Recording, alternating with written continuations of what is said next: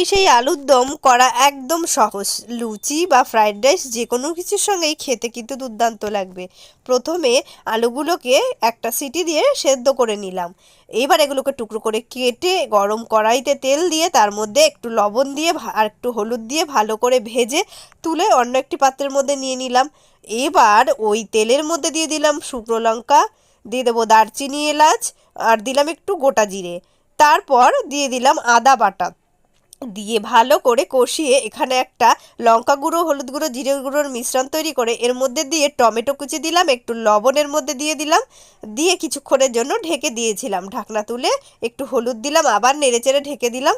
ঢাকনা তুলে যখনও নরম হয়নি ভালো মতো, এর মধ্যে আলুগুলোকে দিয়ে দিলাম।